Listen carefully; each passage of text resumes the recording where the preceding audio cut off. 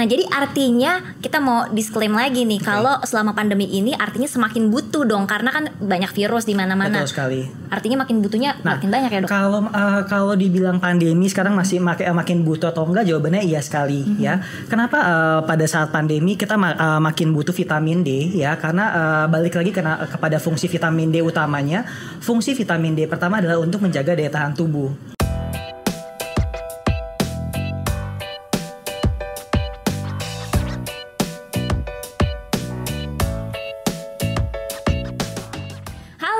Lagi menyaksikan video ini, khususnya subscribers dari Alo Dokter. Ketemu lagi sama saya Prima Alvernia. Selamat datang di Alo Talks, sebuah podcast dari Alo Dokter yang akan membahas seputar informasi kesehatan langsung bersama para ahlinya, yang pasti berguna banget nih buat kamu-kamu semua yang menyaksikan Alo Talks tentunya. Apalagi ya, asupan yang kaya akan nutrisi itu penting banget untuk menjaga dan juga mendukung daya tahan tubuh agar tetap optimal. Terutama di masa dimana kita harus tinggal bersama dengan virus pada pandemi seperti sekarang ini. Apalagi sekarang angka yang terjangkit dengan virus ini mulai kembali naik nih. Nah, salah satunya nih adalah asupan vitamin D, khususnya vitamin D3. Vitamin D ini penting banget dipenuhi selama masa pandemi, dimana back to normal juga ya, seperti sekarang maupun di masa yang akan datang. Bahkan beberapa penelitian pun juga sudah menunjukkan kalau asupan vitamin D yang cukup ini mampu mengurangi resiko seseorang untuk terinfeksi virus corona. Dan gak cuma itu aja, bagi pasien COVID-19 yang asupan vitamin D-nya tercukupi, cenderung memiliki gejala yang lebih ringan dibandingkan dengan pasien COVID-19 yang kekurangan vitamin D. Tapi kira-kira berapa ya dosis vitamin D harian yang direkomendasikan oleh para ahli untuk membantu daya tahan tubuh agar tetap prima? Dan dari asupan apa aja nih vitamin D bisa kita dapatkan? Nah, daripada kita bingung, langsung aja kita mendingan tanyain langsung pada ahlinya. Sudah ada di sini bersama saya Dr. Deski Landi Nugroho. Halo Dr. Deski, apa kabar? Halo Kak Prima, kabar baik, alhamdulillahirobbilalamin. Terima kasih banget udah mau datang di Alo Talks, sharing-sharing sama kita di sini. Kalau boleh tahu nih, Dr. Deski aktivitasnya tuh kesibukannya apa aja nih sekarang? Sebelumnya saya makasih banget udah diundang ke Alo Talks kali ini. Kali ini saya kesibukannya ada kerja di salah satu rumah sakit, salah satu international klinik juga, sama medical advisor juga di Alo Dokter. Dan juga saat ini saya ada kesibukan mengambil S2 jurusan Magister Administrasi Rumah Sakit di salah satu universitas di Jakarta. Wih, semoga lancar ya, kita doain untuk program S2-nya Dr. Deski. Nah, pertama-tama nih Dok, aku mau tanya, sebetulnya secara umum apa aja sih fungsi dari vitamin D itu bagi tubuh kita? Oke, sebelum saya jelasin dari fungsinya, saya coba jelasin dulu vitamin D itu sebenarnya apa sih, kayak gitu kayak. Jadi kan di dalam tubuh kita kan banyak sekali fungsi vitamin ya. Nah, salah satunya vitamin D. Vitamin D ini ternyata bukan hanya sekedar vitamin biasa ya. Vitamin D ini disebut dengan sebagai prohormon ya, di mana vitamin biasanya itu didapatkan dari nutrisi misalkan seperti makanan, minuman atau suplemen. Tetapi vitamin D sendiri bisa didapatkan dari paparan sinar matahari yang nanti diserap oleh kulit kita, yang nanti akan diproses oleh tubuh menjadi vitamin D sendiri, seperti itu ya. Fungsinya itu banyak sekali, misalkan menjaga daya tahan tubuh ya, menjaga kekuatan tulang ya. Lalu ada juga untuk menurunkan resiko diabetes tipe 2, lalu ada juga untuk mendukung tumbuh kembang janin sehingga untuk menurunkan resiko terjadinya menurunkan berat badan bayi lahir rendah ya, ataupun pada ibu hamil untuk mencegah terjadi preeklamsi, diabetes gestasional ataupun vaginosis bakterial pada ibu hamil ya. Selain itu ternyata vitamin D juga mencegah kanker untuk mencegah mengurangi perkembangan dari sel kanker sendiri. Jadi kalau dilihat fungsi vitamin D sangat banyak sekali ya fungsinya Mbak Prima. Gitu. Oke, jadi artinya secara umum itu luas, maksudnya nggak hanya pandemi aja gitu ya Dok. Betul ya. Sekali. Dari manusia lahir kayaknya, dari bayi kayaknya udah perlu vitamin D gitu ya. Betul sekali ya. Nah, jadi artinya kita mau disclaim lagi nih, kalau selama pandemi ini artinya semakin butuh dong, karena kan banyak virus di mana-mana. Betul sekali. Artinya makin butuhnya makin banyak ya Dok. Kalau dibilang pandemi sekarang masih makin butuh atau enggak, jawabannya iya sekali ya. Kenapa pada saat pandemi kita makin butuh vitamin D ya? Karena balik lagi kepada fungsi vitamin D utamanya. Fungsi vitamin D pertama adalah untuk menjaga daya tahan tubuh ya. Di mana pada saat pandemi COVID seperti ini ya, kita ketahui sangat banyak sekali virus ya bertebaran di sekitar kita ya, dan ketika daya tahan tubuh kita drop ya, daya tahan tubuh kita down, kita itu tuh sama sekali nggak ada proteksi dari tubuh kita gitu. Nah, salah satunya proteksi yang dapat kita perbaiki adalah konsumsi vitamin D. Nah, seseorang dengan vitamin D yang cukup, nah itu dapat membuktikan bahwa untuk mencegah tertularnya penyakit infeksi tersebut gitu. Jadi krusial banget nih peran vitamin D untuk menjaga daya tahan tubuh.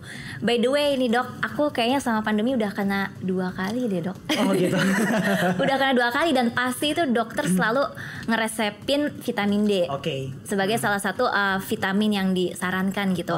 Nah sebetulnya kebutuhan harian atau angka kecukupan gizi dari setiap orang harus minum berapa banyak sih dosis vitamin D seharinya? Jadi sebenarnya dosis vitamin D itu setiap orang itu berbeda-beda ya, tergantung dari case-nya, tergantung juga dari umurnya ya. Kita bahas dulu dari case-nya. Misalkan kalau dari case-nya adalah untuk suplementasi vitamin D harian ya, usia 1 sampai 70 tahun butuh 600 IU ya. Untuk usia 0 sampai 12 bulan butuh 400 IU, dan untuk mencegah osteoporosis, biasanya kan Kak Prima pasti dengar dong ya kan. Kalau pada usia di atas 50 tahun itu dia lebih sering terkena osteoporosis ya. Ternyata menurut penelitian juga pada osteoporosis terjadi karena vitamin D yang kurang. Nah, maka dari itu disarankan usia lebih dari 50 tahun disarankan konsumsi vitamin D adalah 600 IU. Lalu untuk pengobatan COVID-19 sendiri nih, sama kayak Kak Prima tadi tanya ke saya ya, itu juga beda-beda Kak Prima menurut usianya ya. Yang pertama usia kurang dari 3 tahun terkonfirmasi COVID-19 adalah 400 IU per hari ya. Lebih dari 3 tahun 1000 IU per hari, dan usia di atas 3 tahun ya, misalkan dewasa, itu adalah tergantung gejalanya, gejala sedang, ringan atau berat ya. Itu tergantung range-nya 1000 sampai 5000 IU per hari yang diberikan selama 14 hari pengobatan ya. Jadi sebenarnya range-nya tuh sangat beda-beda setiap orang, dan setiap kasusnya pun sebenarnya beda-beda kayak gitu. Jadi usia beda, case-nya juga beda, misalnya maintain kah atau pengobatan kah atau apa kayak gitu ya. Jadi artinya ini harus dicek dulu mungkin ya dok ya, biar lebih akurat gitu sebenarnya kebutuhannya. Kayak misalnya kan ada cek defisiensi vitamin D gitu ya dok. Nah, kalau kita ngomongin lagi, kalau tadi kan sebelumnya kan Kak Prima kan nanya saya kan angka kecukupan gizi harian ya, itu sebenarnya beda lagi Kak Prima sama kebutuhan. Misalkan kalau pasien terkena kasus sesuatu, misalkan kalau saya healthy patient ya, saya mau konsumsi vitamin D harian, itu sebenarnya beda sama orang misalkan kalau Kak Prima saat ini terkena COVID kayak gitu. Kalau Kak Prima saat ini butuh 5000 IU per harinya, kalau saya untuk healthy patient saya belum tentu butuh 5000 IU per harinya kayak gitu. Jadi untuk angka kecukupan gizi harian untuk vitamin D itu ternyata beda-beda lagi ya. Untuk jenisnya saya coba jelaskan lagi ya. Untuk misalkan pada anak-anak kecil ya di bawah 1 tahun hanya butuh 400 IU per hari ya. Tapi mulai usia 1 tahun sampai usia 64 tahun butuhnya 600 IU per hari. Jelas beda dong. Kalau tadi Kak Prima pada pasien COVID butuh 5000 IU per hari, let's say ya. Kalau saya cuma butuh 600 IU per hari ya, which is itu harus 6 kali lipat dibandingkannya kayak gitu ya. Di atas 65 tahun lebih butuh banyak lagi, 800 IU per hari. Ibu hamil dan menyusui ternyata butuh juga vitamin D ya, sekitar 600 IU per hari kayak gitu.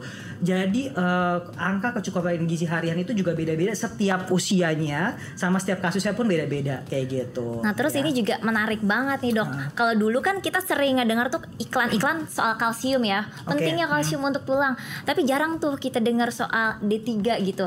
Nah D3 ini mulai booming banget tuh pas masa-masa pandemi ya nggak sih dok?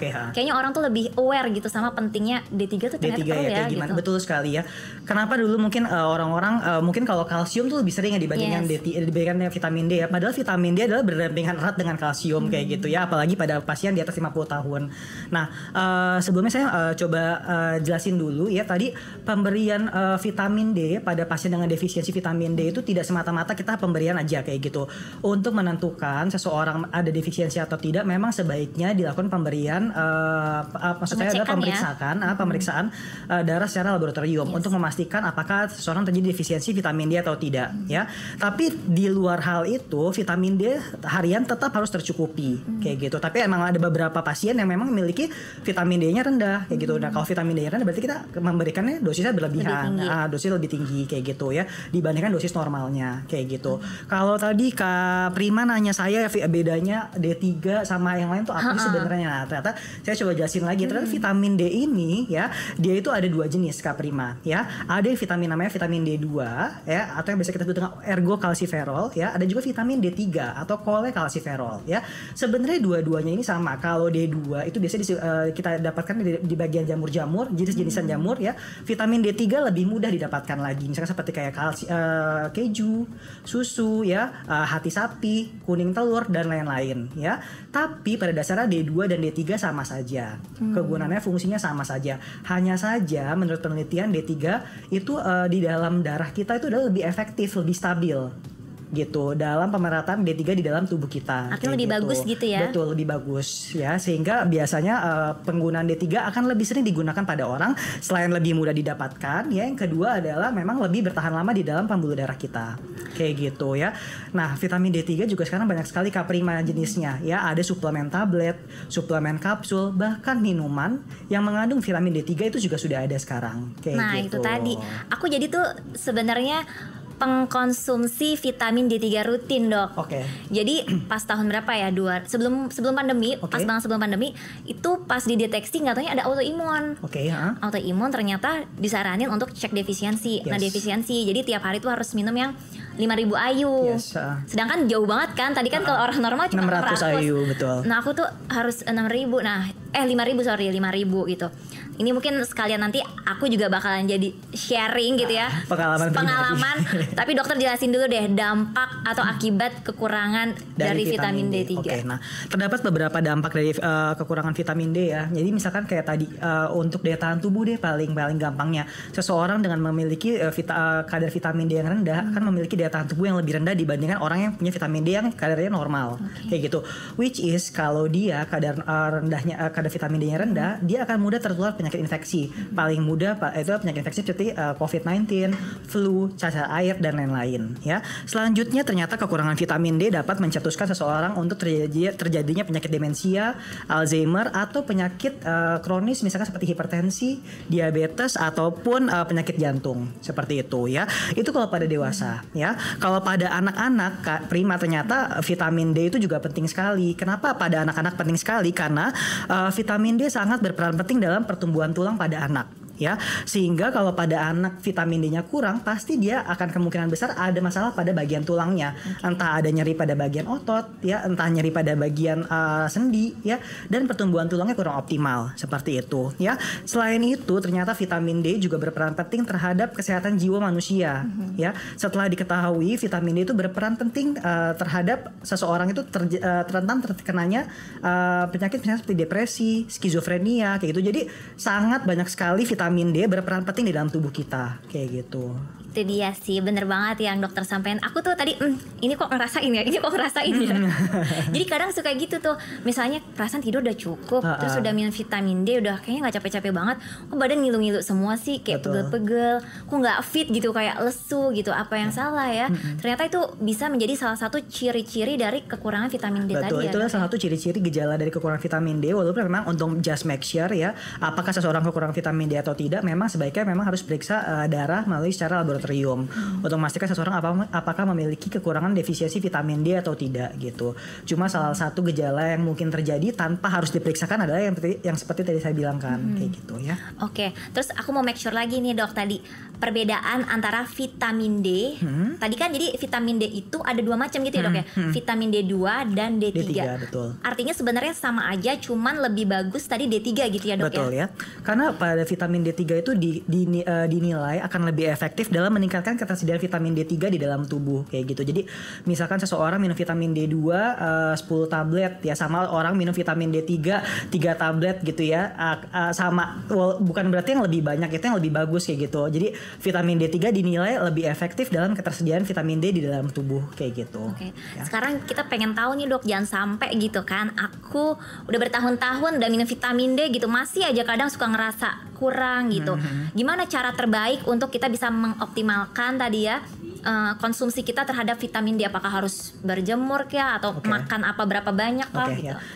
Kita kembali lagi ke poin satu awal tadi, vitamin D adalah salah satu vitamin yang unik di dalam tubuh kita ya. Itu adalah vitamin salah satu yang bisa dibentuk oleh tubuh melalui sinar matahari yang diserap oleh kulit ya. Maka dari itu disarankan untuk berjemur di bawah sinar matahari ya. Paling baik adalah sinar matahari pagi selama 10 sampai 15 menit, disarankan selama minimal 3 kali per minggu gitu ya. Selain berjemur ya, ada juga untuk konsumsi makanan tinggi dengan vitamin D yang tadi seperti saya bilang kan tadi, ada salmon ya, kuning telur, susu, keju, produk olahannya ya, hati sapi dan lain-lain kayak gitu. Tapi kan ada beberapa ya Kak Prima ya yang merasa kayak saya nggak sempat dok untuk berjemur ya, saya nggak ada waktu dok, even di saat weekend pun saya nggak ada waktu nih buat berjemur kayak gitu. Jadi untuk saat ini sebaiknya memang ada konsumsi untuk suplemen vitamin D ya, baik dalam bentuk tablet, kapsul ataupun dalam minuman yang mengandung vitamin D3 kayak gitu. Kalau yang minuman kemasan nih aku baru denger nih dok, karena sebelumnya yang paling sering aku jumpain atau di market-market tuh adanya yang kapsul ataupun tablet. Sekarang udah ada juga ternyata yang bentuknya minuman ya dok ya? Ya betul, ada bentuk vitamin D yang masuk ke dalam minuman ya, yang tentunya dia tetap rendah kalori dan rendah gula ya. Jadi dinilai dari segi pasien yang berlebihan berat badan oke, pasien yang memiliki diabetes pun juga oke, jadi tidak ada masalah. Oke, jadi itu bisa menjadi salah satu alternatif. Betul sekali. Terus kalau bisa mungkin para penonton di sini Allotox harusnya jangan jadi kalong lagi ya dok ya. Nanti nggak ketemu matahari, ada matahari tidur gitu kan. Memang disarankan seminggu terkena sinar matahari minimal 10-15 menit 3 kali sehari, 3 kali seminggu. Ya. Tapi kalaupun memang tidak memenuhi syarat tersebut ya sebaiknya memang ada konsumsi suplemen tambahan. Gitu. Terus juga berdasarkan research gitu ya dok ya, yang aku dengar nih kalau Indonesia itu banyak banget nih kasus defisiensi vitamin D, padahal kan kita negara tropis, maksudnya sering banget ada paparan matahari, tapi kok anehnya malah justru banyak yang kekurangan vitamin D dok. Oke. Nah, kenapa ada paparan sinar matahari tapi kok vitamin D-nya nggak tercukupi kayak gitu ya?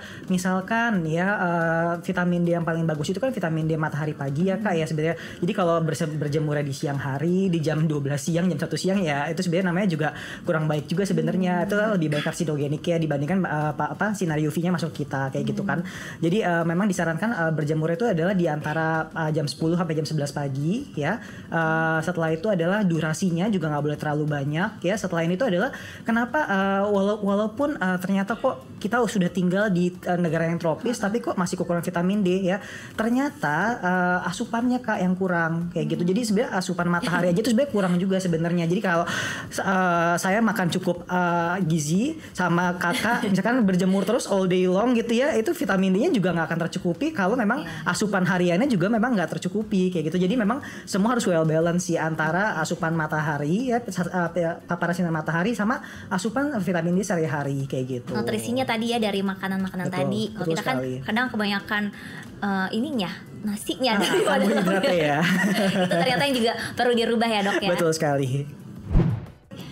Wah kebetulan banget, aku sebagai pekerja aktif butuh banget vitamin D3 yang praktis seperti ini dia, Hydro Coco Vitadi ini. Ya ampun emang dokter ini paling bisa banget ya, paling ngerti minuman vitamin D3 yang aku suka.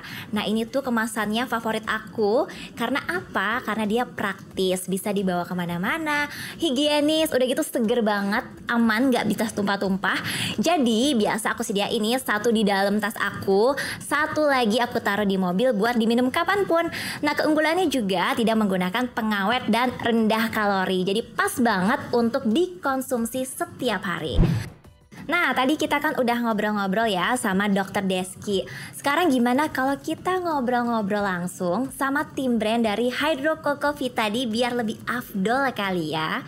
Di samping saya udah ada Kak Adel di sini. Apa kabar Kak Adel? Baik, halo Prima, halo penonton Allotox semuanya.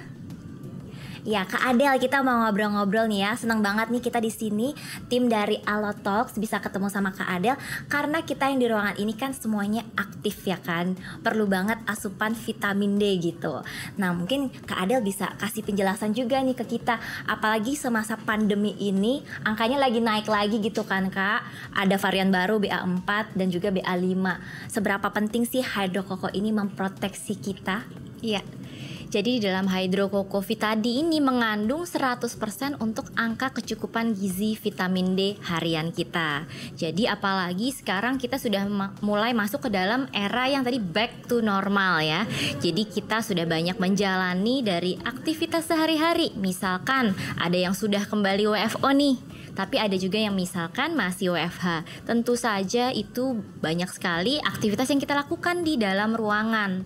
Jadi paparan cahaya matahari yang sebenarnya kita butuhkan untuk mendapatkan vitamin D yang cukup di dalam tubuh kita. Karena vitamin D ini selain juga tadi kita bisa informasikan bisa memberikan kontribusi dari metabolisme tubuh yang baik, juga dapat menjaga imunitas tubuh. Apalagi tadi di masa back to normal, sehingga kita bisa memberikan tambahan ya tadi dari suplementasi harian kita dengan adanya vitamin D di dalam kandungan air kelapa asli yang terkandung di dalam hydrococovitadi. Jadi ini bisa meningkatkan imunitas kita gitu ya, melawan berbagai macam virus, nggak hanya corona aja, nggak hanya covid aja, mungkin sekarang flu juga gitu kan, cacar air misalnya gitu ya kan Kak. Kak Adel, apa sih keunggulan hydrococo ini ya? Karena kan dia bentuknya cairan gitu ya, minuman. Sedangkan kalau yang biasa aku jumpain, yang aku konsumsi sehari-hari, itu bentuknya tablet gitu, atau enggak kapsul. Terus aku juga baru ngeliat ini, kayaknya biasanya aku minum hydrococo biasa. Kalau Vitadi ini aku baru lihat deh. Iya betul banget. Jadi hydrococovitadi ini memang baru launchingnya tuh di November 2021. Jadi masuk dalam kategori yang cukup baru ya. Sehingga mungkin para penonton Altox juga baru lihat nih belum lama ini. Nah juga sebagai rekomendasi juga nih dari hydrococovitadi, ini memang bentuknya pun memang lebih simpel, lebih praktis ya. Tadi pertanyaannya itu dibandingkan suplemen, dibandingkan dalam bentuk tablet gitu ya, atau dalam bentuk kapsul. Sebenarnya dalam bentuk cair ini yang terkandung dalam hydrococovitadi, vitamin D-nya itu lebih mudah ya diserap oleh tubuh kita. Dan daya absorpsinya juga lebih baik dibandingkan ya misalkan dengan bentuk-bentuk yang ketersediaannya yang lainnya tadi seperti dari tablet ataupun kapsul. Dan juga selain tadi simpel dan praktis, di dalam kandungan vitamin D yang tadi 600 IU bisa mencukupi hingga 100%. Jadi perlu diperhatikan apakah kebutuhan harian itu berapa masing-masing orang. Jadi dengan konsumsi hydrococovitadi bisa memberikan kontribusinya 100% ya. Jadi lebih aman juga, lebih simpel, lebih praktis, bisa dibawa kemana-mana. Dan penyerapannya tadi lebih cepat gitu ya dibandingin lebih tablet. Cepat, lebih baik, betul sekali. Oke nih Kak, terus yang bisa kita konsumsi sehari amannya berapa? Tadi kan misalnya ada angka kecukupan gizi gitu ya. Misalnya satu kemasan aja ada 600 IU gitu. Itu udah bisa mencukupi. Tapi kan kebutuhan orang beda-beda gitu ya Kak ya. Berapa nih maksimalnya kita bisa konsumsi sehari? Ya, pada dasarnya kebutuhan dari vitamin D itu adalah 600, tadi sudah disebutkan bahwa itu sudah 100%. Jadi per botol dari hydrococovitadi ini sudah memberikan kontribusi 100%. Namun itu untuk orang-orang yang sudah dalam kategori yang normal, kadar vitamin D dalam tubuh atau cukup ya. Tapi sebagian besar orang Indonesia berdasarkan dari riset bahwa orang Indonesia ini kekurangan akan vitamin D walaupun kita di negara tropis banyak cahaya matahari, tapi kita tidak terpapar cahaya matahari itu sendiri yang bisa meningkatkan dari kadar vitamin D di dalam tubuh kita. Jadi kalau kita memang defisiensi setelah melakukan pengecekan laboratorium, hasilnya itu kurang atau defisiensi tadi disebutkan, bisa konsumsi lebih dari satu botol atau lebih dari 600 IU. Dan batas maksimalnya berdasarkan dari beberapa literatur itu 4.000 sampai 5.000 IU per harinya. Tergantung dari angkanya berapa sih defisiensinya. Itu bisa memberikan angka gambaran untuk berapa tambahan dari suplementasi, tetapi harus berdasarkan rekomendasi dari dokter untuk berapa sih banyaknya. Tapi kalau kita konsumsi dari hydrococovitadi 1-2 botol per hari itu sudah cukup memberikan kontribusi dari kebutuhan akan vitamin D harian kita. Oke, baiknya jadi teman-teman di sini cek dulu ya ada defisiensi atau enggak, kemudian bisa cek ke dokter juga biar lebih lebih akurat gitu ya sebenarnya kebutuhan perharinya berapa sih. Karena misalnya artinya ya Kak ya, kalau misalnya kita konsumsi 600 ternyata kita ada defisiensi, itu penyerapannya pun gak 100% gitu ya. Iya, jadi akan kurang tetap kalau kita hanya dosis untuk maintain ya. Tadi dosis itu adalah angka kebutuhan dari gizi harian akan vitamin D. Kalau kita misalkan sudah defisiensi ditambahkan dengan misalkan kita tidak mengkonsumsi vitamin D tambahan lagi hanya untuk maintain, tentu saja akan kurang. gitu. Tapi pada orang-orang yang sudah cukup untuk kadar vitamin D-nya, minum 1 botol sudah bisa mencukupi 100% tadi. Tapi jika orang defisiensi, itu bisa ditambahkan tambahan dari beberapa botol lagi ya, tambahan untuk konsumsi vitamin D-nya. Kalau aku kayaknya sih 1 nggak cukup Kak, kayaknya minimal 2 lah sehari. Karena kan seger ya, nggak berasa minum sebotol nih, kayak tadi aku minum sebotol langsung habis gitu. Kalau ini kemasannya ada 1 macam atau ada beberapa macam? Iya, saat ini Hydro Coffee tadi tersedia dalam 1 kemasan ini ya.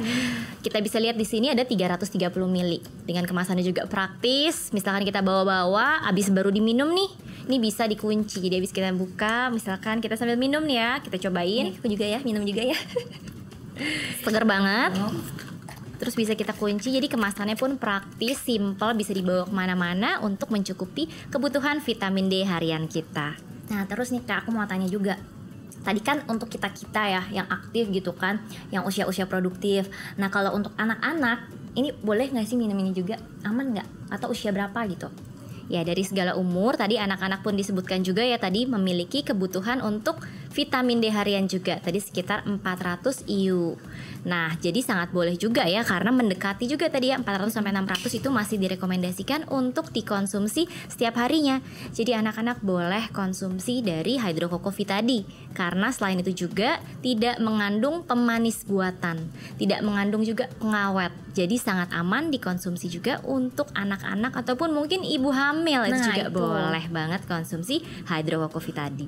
Jadi untuk anak-anak aman, untuk ibu hamil dan menyusui juga aman ya Kak ya? Iya.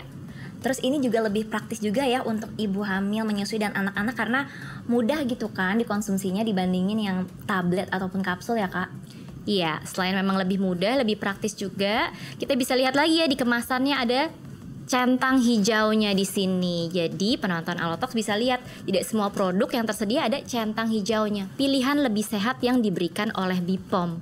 Itu menandakan bahwa di dalam suatu produk tersebut memang merupakan pilihan yang lebih sehat dengan tanpa adanya pengawet, tanpa adanya pemanis buatan.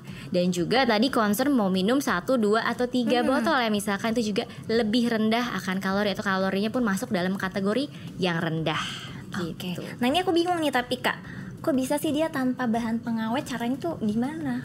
Iya, banyak sekali pertanyaan minuman kemasan nggak pakai pengawet, kok dia nggak mungkin rasanya berubah gitu atau menjadi tidak enak biasa dikonsumsi. Nah, di dalam Hydro Coffee tadi ini kandungan air kelapanya dan juga konten-konten lainnya sudah memasuki fase yang namanya UHT dan aseptic filling. Jadi sudah dihilangkan tadi ya untuk kandungan-kandungan yang bisa merusak jika dibiarkan mungkin lebih lama di dalam kemasan. Jadi tidak perlu membutuhkan pengawet, sudah bisa memberikan atau menjaga dari kesegaran, dari rasa air kelapanya dan konten-konten di dalamnya juga dalam kondisi yang aman dan memberikan kontribusi yang baik terhadap kesehatan tubuh kita. Oh I see, jadi karena teknologinya ya, cara pengemasannya juga tadi ultra high pressure ya? Betul, UHT. Ya, atau high temperature. Jadi ada UHT dan juga tadi aseptic filling. Jadi tadi tidak ada mungkin kayak kandungan-kandungan yang tidak diinginkan di dalamnya. Aseptic fillingnya itu dalam memasukkan air kelapa tadi ya, beserta tambahan-tambahan material baiknya ke dalam kemasannya. Oke deh, jadi karena kan ini perlu di highlight banget nih. Orang kan takutnya yang namanya minuman kemasan itu pasti tinggi gula. Udah tinggi gula dan tinggi bahan pengawet gitu. Kalau ini justru sebaliknya ya, nggak tinggi gula, rendah kalori dan tanpa bahan pengawet. Betul sekali, dan yang paling penting juga tanpa pemanis buatan. Jadi rasanya pun enak dan alami rasanya. Nah itu dia, ini juga berkaitan sama diabetes. Aku yang mau tanyain itu tadi kan untuk anak-anak aman, untuk ibu hamil menyusui juga aman. Nah untuk yang diabetes nih, betul. Tadi disebutkan juga kan tanpa tadi pemanis buatan juga dan rendah akan gula ya. Jadi untuk para diabetes sih ya, orang-orang yang mengalami kadar gula darah yang tinggi sangat boleh untuk konsumsi Hydro Coffee tadi. Karena kandungan gulanya itu masuk dalam kategori yang rendah, sehingga masih boleh untuk secara daily atau setiap harinya dikonsumsi. Namun juga biasanya orang-orang yang mengalami diabetes kan harus concern ya terhadap kadar gula dari suatu produk yang dikonsumsinya. Jadi kembali lagi ke pengaturan dietnya, perhitungan kalori terhadap pasien-pasien tersebut, karena masing-masing orang memiliki kebutuhan kalori yang berbeda-beda. kebutuhan misalkan di dalam kalori tersebut tentu akan adanya gula. Jadi gulanya tadi pun sudah masuk dalam kategori yang rendah gula di dalam produk Hydrococo tadi, jadi boleh dikonsumsi. Tapi orang diabetes tadi juga harus melengkapi dari pola hidupnya dia dengan olahraga yang teratur, pemilihan makanan yang lebih sehat. Terus juga bisa untuk anti-inflamasi nggak Kak? Ya, betul sekali ya. Ditambahkan lagi juga manfaat vitamin D, salah satunya memiliki sifat antiinflamasi atau anti peradangan. Pada orang-orang yang mengalami diabetes atau kadar gula darah yang tinggi, biasanya di dalam tubuh itu mengalami peradangan karena kadar gula darah yang tinggi tersebut. Dan vitamin D sebagai manfaat antiinflamasinya bisa membantu untuk menurunkan radang di dalam tubuh pasien diabetes tersebut. Jadi juga direkomendasikan tadi kandungan vitamin D yang terkandung dalam Hydrococo Vitadi tadi. Oke, buat kamu yang mau cobain dan ngerasa perlu banget nih minum Hydrococo Vitadi, langsung aja cus beli di marketplace gitu kan. Tinggal buka HP, langsung deh order-order, atau ke supermarket terdekat kan, di dekat rumah, di kantor, di mana pasti udah ada di mana-mana ini. Langsung cobain karena ini bagus banget buat menjaga imunitas kita, jangan sampai lemah, letih, lesu ya kan, kekurangan vitamin D3. Kak Adel, makasih banget nih udah mengedukasi kita semua untuk pentingnya vitamin D3, kemudian manfaat yang ada di Hydrococo Vitadi ini pasti bermanfaat banget buat kita semua. Iya, terima kasih banyak Prima dan juga para penonton Allotalks untuk udah setia ya dari tadi mendapatkan informasi sehingga bisa lebih lagi untuk memperhatikan kesehatan dengan konsumsi dari Hydrococo Vitadi yang bisa melengkapi kebutuhan dari vitamin D hingga 100%. Thank you Kak Adel. Nanti kita ketemu lagi di lain kesempatan dengan tema-tema lainnya. Oke, sekarang kita balik ngobrol sama Dokter Deski lagi. Jadi nih Dok, ada beberapa pertanyaan yang ingin aku sampaikan. Yang pertama, kombinasi dari vitamin D3 dan juga air kelapa. Ini sebenarnya bagus nggak sih Dok? Oke, baik ya. Kan tadi kan kita sudah bahas banyak nih tentang vitamin D ya. Sekarang kita akan bahas tentang air kelapa. Air kelapa sendiri merupakan suatu sumber elektrolit tubuh ya yang banyak mengandung nutrisi dan serat ya. Kita ketahui di dalam air kelapanya itu elektrolitnya banyak sekali Kak Prima ya. Nah, seseorang yang kekurangan elektrolit pasti akan menyebabkan suatu kelainan ya, misalkan dehidrasi dan lain-lain. Nah, air kelapa ini juga memiliki banyak manfaat atau banyak fungsi ya. Antara lain adalah untuk meningkatkan stamina tubuh, menghindari terjadi dehidrasi ya, menjaga daya tahan tubuh, menurunkan resiko penyakit jantung dan mencegah penyakit batu ginjal kayak gitu ya. Itu adalah salah satu manfaat dari air kelapa sendiri kayak gitu. Jadi apalagi kalau air kelapa di mix dengan vitamin D, jadi kebutuhan nutrisinya pasti akan semakin kompleks kayak gitu. Oke, jadi artinya aman ya Dok ya antara air kelapa dicampur dengan D3 gitu ya. Kalau dinilai aman pasti akan cukup aman ya, selama kadar untuk gulanya sama kadar kalorinya itu terjaga ya, dalam artian tidak berlebihan dan tidak terlalu banyak mengandung gula ya kayak gitu. Karena kadang kan di Warga Plus 62 kan suka banyak info-info yang salah-salah gitu. Misalnya nggak boleh abis minum ini nggak boleh minum air kelapa, misalnya abis minum obat nggak boleh minum ini, harus dikasih jarak atau apa kayak gitu-gitu. Nah itu sebenarnya mitos atau fakta gitu Dok? Oke. Sebenarnya kalau itu sih mitos ya, tergantung dulu sih Kak Prima case-nya sebenarnya apa. Tapi kalau ditanya abis minum vitamin D boleh minum air kelapa atau enggak ya boleh aja gitu. Tapi dalam konteks kalau bisa dijadikan dalam satu packaging yang dalam satu minuman yang sama, kenapa nggak sekalian diminum kayak gitunya ya. Dia manfaat dari elektrolit air kelapanya dapat, manfaat dari D3-nya pun juga dapat. Jadi itu mitos ya Dok ya. Kalau misalnya kalau habis minum vitamin terus minum air kelapa nanti netral tuh hilang manfaatnya gitu. Enggak sih ya. Jadi sebenarnya air kelapa itu sebenarnya bukan buat menetralkan segala apapun di dalam tubuh kita ya. Apalagi kalau habis minum obat minum air kelapa itu akan netral sih enggak ya. Apalagi kalau hanya sebatas vitamin, minum air kelapa pun itu nggak akan netral juga Kak Prima ya. Apalagi kalau memang tadi saya sebutkan, saya bilang ya, air kelapa banyak mengandung elektrolit ya, dikombinasikan dengan manfaat vitamin D, jadi manfaatnya semakin kompleks seperti itu ya. Jadi manfaatnya semakin bagus. Betul. Kombinasi antara air kelapa tadi dan juga kandungan dari vitamin D3 tadi ya Dok ya. Betul sekali. Nah Dokter Deski, mungkin sebagai penutup nih terakhir Dok, tadi kan udah dijelasin banyak banget tuh ya dari fungsi vitamin D, cara memperolehnya, perannya apa aja dalam hidup kita. Terakhir mungkin bisa disimpulkan dikit untuk para penonton Allotalks di rumah, Dok. Oke, ya. Seperti yang tadi kita bahas lagi ya, untuk saat ini kan COVID-19 angkanya sedang meningkat lagi, Kak Prima ya. Selain angka COVID-19 pun banyak penyakit infeksi juga yang di sekitar kita yang sudah meningkat juga, misalnya influenza, cacar air dan lain-lain ya. Sebaiknya memang kita menjaga daya tahan tubuh kita ya dengan cara tetap mengkonsumsi vitamin D harian ya, tidak dalam jumlah yang berlebihan dan tidak juga dalam jumlah yang kurang ya. Seperti yang tadi saya sebutkan ya, vitamin D itu berfungsi untuk menjaga aktivasi daya tahan tubuh kita dalam mencegah terjadinya penyerangan penyakit terhadap tubuh kita kayak gitu ya. Jadi untuk sementara untuk setiap hari jangan lupa untuk konsumsi vitamin D ya. Terutama sih pada pasien-pasien yang memang mobilitasnya kurang berjemur dan lain-lain, jangan lupa sih konsumsi vitamin D. Oke, jadi harus diingat-ingat pentingnya vitamin D3 tadi ya. Sehari-hari perlu banget, apalagi di masa pandemi gitu. Betul ya Dok sekali. Ya. Jadi harus benar-benar menjadi concern kita semua, berjemur tadi contohnya, terus konsumsinya asupannya juga, dan terakhir suplementasinya juga, karena walaupun udah maksimal kan kadang masih aja kurang ya Dok ya. Iya. Oke deh. Nah itu tadi kesimpulan yang disampaikan oleh Dr. Deski. Ternyata kita harus benar-benar concern nih selama pandemi, karena keperluan kita untuk imunitas tuh semakin tinggi. Jadi peran D3 ini sangat penting untuk menjaga imunitas kita semuanya. Oke deh, kalau gitu kayaknya segini dulu ya Dok ya perbincangan kita kali ini. Temanya kan kita hari ini angka kembali naik, proteksi diri dengan vitamin D. Nanti Dr. Deski jangan kapok-kapok nih buat sharing-sharing tema-tema lainnya. Pastinya Kak Prima. Thank you banget udah datang Dok. Sama-sama Kak Prima, dengan senang hati.